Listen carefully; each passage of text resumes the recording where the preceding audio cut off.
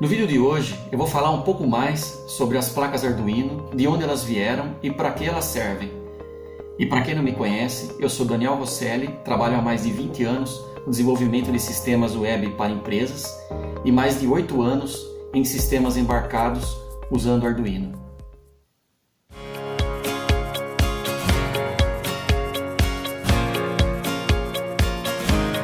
Essa é uma placa de um circuito com um microcontrolador, um Atmel AVR aqui no centro, o cérebro dessa placa. E isso aqui é uma placa Arduino. Essa daqui, esse modelo aqui, no caso ele é o Arduino Uno revisão 3. E é uma das placas da família Arduino mais populares que existe. É a placa que os iniciantes, que o pessoal que começa a fazer os seus primeiros projetos, as primeiras montagens de Arduino usa. Então ela é uma placa muito interessante porque ela possibilita aí um aprendizado mais fácil, um aprendizado mais tranquilo, um aprendizado mais divertido.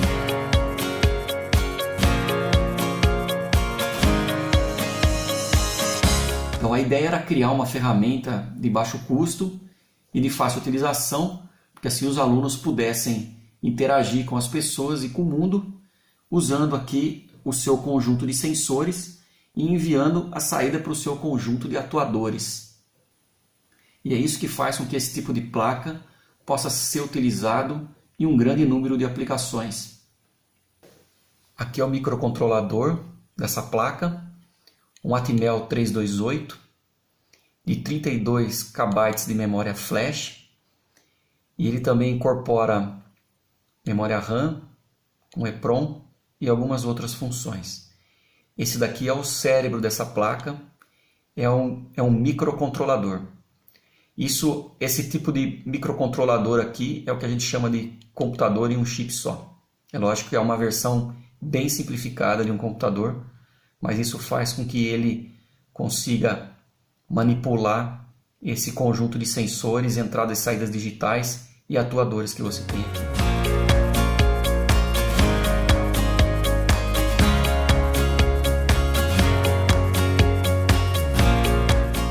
Essa é uma memória que pode ser gravada e apagada muitas e muitas vezes. O pendrive usa essa tecnologia. Então significa que podemos escrever o programa, enviar para a placa e desligar ela do computador. E esse programa que você gravou continua aqui dentro dessa memória flash.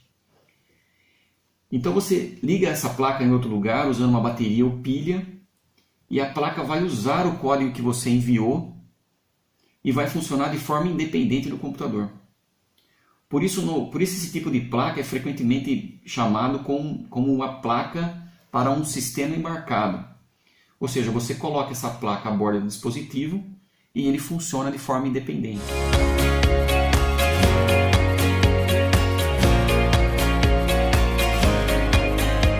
Dentro do seu computador, no desktop, você tem um microprocessador. Dentro do Arduino, você tem um microcontrolador. A diferença é que o microcontrolador incorpora dentro de um chip só, no caso esse daqui, funções que vão além do processador, de forma a funcionar como um pequeno computador. E é claro que isso usando os recursos bem mais reduzidos. Porém, dessa forma você consegue miniaturizar e simplificar as operações da máquina, tornando elas pequenas e eficientes em consumo, para funcionar dentro de um dispositivo e objeto, que no caso a gente chama de embarcado. Isso sem falar no custo, que é muitíssimo menor do que um computador desktop. Então se você olhar para essa placa aqui, você vai ver que o controlador é o cérebro do sistema, e ele incorpora o processador, a memória flash, a memória RAM, linha de entrada e saída, registrador e algumas outras funções.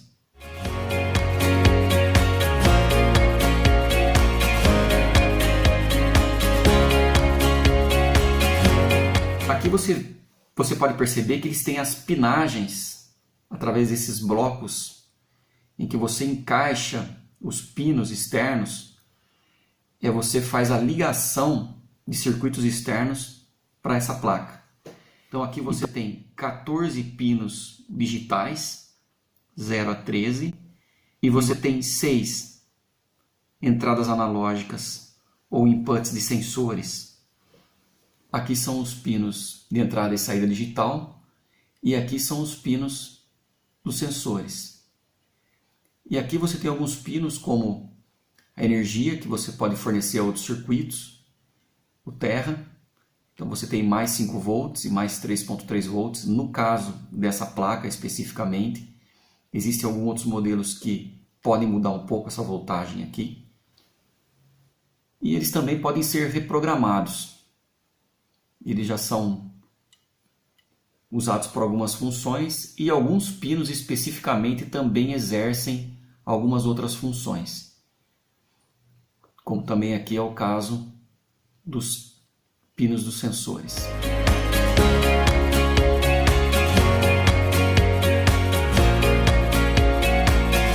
Aqui você tem o clock de 16 MHz. É ele que vai fornecer os pulsos para o controlador.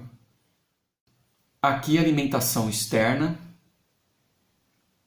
Você pode, quando você for operar com ele no modo embarcado, ou seja, quando você for utilizar ele sem estar conectado no computador, ou seja, recebendo a alimentação da USB do computador, então você liga nessa entrada aqui e você vai ter a alimentação do Arduino de forma independente.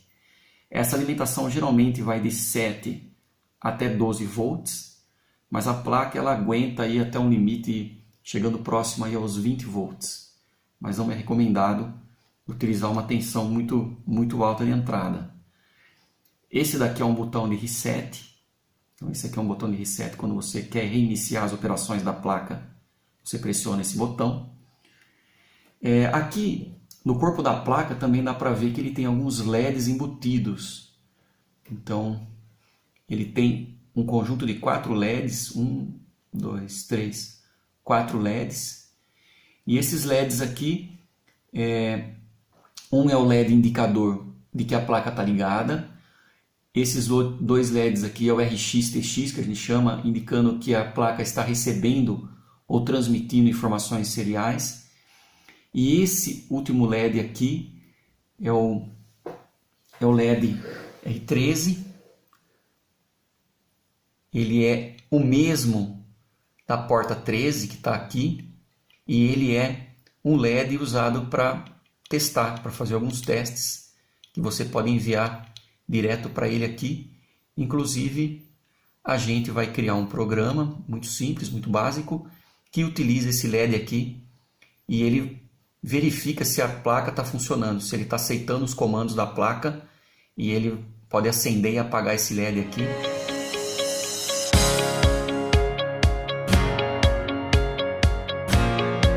A família Arduino tem várias placas. A Arduino Uno é a mais popular, mas tem várias outras. Algumas já saíram de linha, mas como se trata de um projeto Open Hardware, é bem possível que você encontre até as placas que saíram de linha. Eu vou citar algumas aqui, ó. É Arduino Mega, Arduino Micro, Arduino Nano, Arduino Leonardo, Arduino 101, Arduino Dui e por aí vai. Basicamente, cada placa se adapta melhor a uma necessidade diferente. Por exemplo, se você quer miniaturizar a sua montagem, aqui você está utilizando uma placa que ela tem uma dimensão um pouco maior, que ela tem uma pinagem, de forma que você consiga espetar aqui os fios, né, para você poder ligar numa breadboard, por exemplo, que nós vamos ver isso mais para frente. E aí você pode fazer o seu circuito externamente ou testar alguns componentes básicos dentro dessa pinagem aqui. Agora, se você quisesse miniaturizar essa montagem, fazer uma montagem menor, então você poderia utilizar, por exemplo, um Arduino Nano ou um Arduino Micro, que são placas bem pequenas. Elas têm esse microprocessador soldado nela, e a entrada de USB, inclusive, a mini, ela é pequena, e ela serve para você fazer montagens embarcadas profissionais, ou talvez até produtos finais, em que você queira utilizar o Arduino como placa, como microcontrolador para aquele determinado dispositivo. Então cada placa serve para uma determinada funcionalidade. Você tem o Arduino Mega, eu tenho o Arduino Mega, posso até mostrar mais para frente. Ele na verdade ele tem mais pinagens aqui, ele tem mais pinagens de entrada, ele é maior. Já fala Mega, é uma placa maior. E ela também tem mais quantidade de memória que você consegue gravar um programa, então ela é uma placa um pouco mais robusta do que essa. E para aplicações que sejam que exigem um pouco mais de memória, um pouco mais de recurso. Aí você tem outras placas também que são próximas, a LilyPad, você tem uma placa que se assemelha a um joystick para você poder fazer um Arduino que se comunica via Wi-Fi com outro Arduino e aí por aí vai.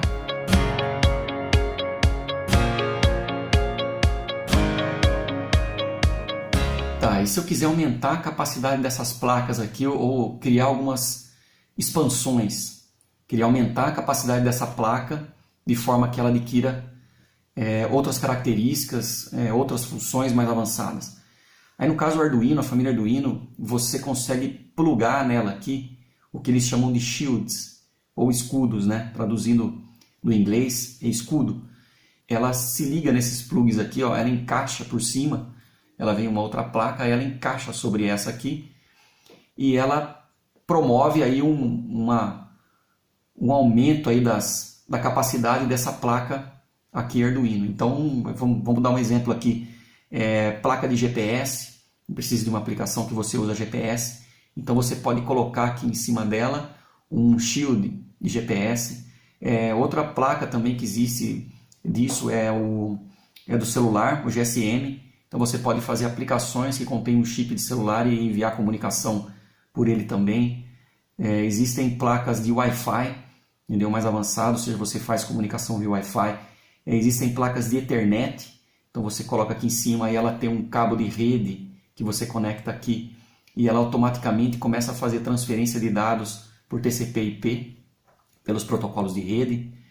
Enfim, tem algumas que são de som, tem algumas que aumentam a capacidade dela para ela se transformar num Arduino e vira controlador de por exemplo, de uma CNC, ou vira controladores de motor de passo de alta potência, ou vira controlador de automação residencial. Ela tem vários relés e ela vai controlando esses relés aqui de forma que você começa a ligar e desligar aparelho dentro de casa ou de um galpão comercial, enfim, de inúmeras aplicações aí.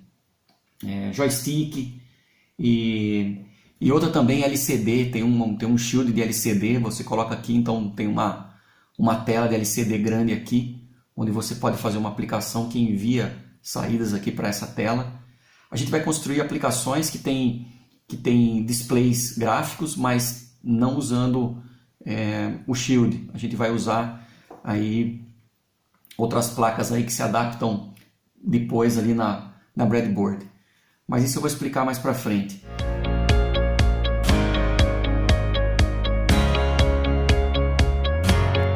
Então essa é a característica principal da diferença dela em relação aos computadores.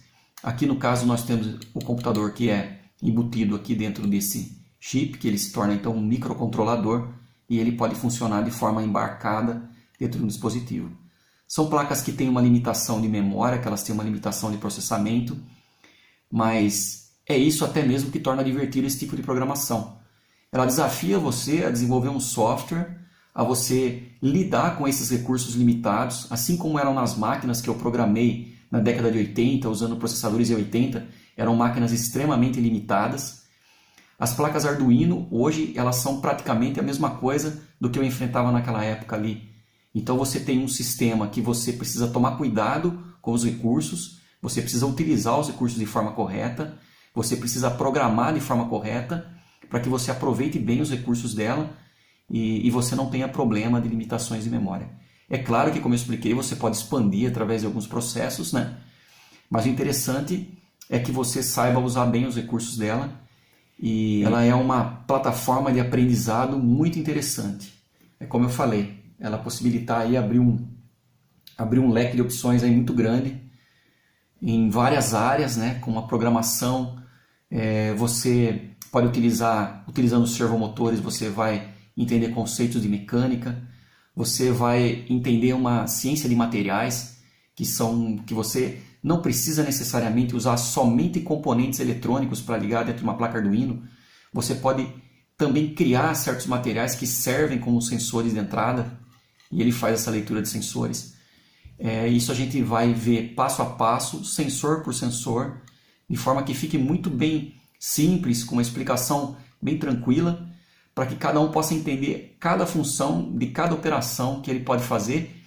E depois, quando você quiser, você junta todos esses componentes, todas as operações, e aí sim você pode ter um funcionamento completo aí de um projeto que você desenvolve com esse tipo de placa aqui.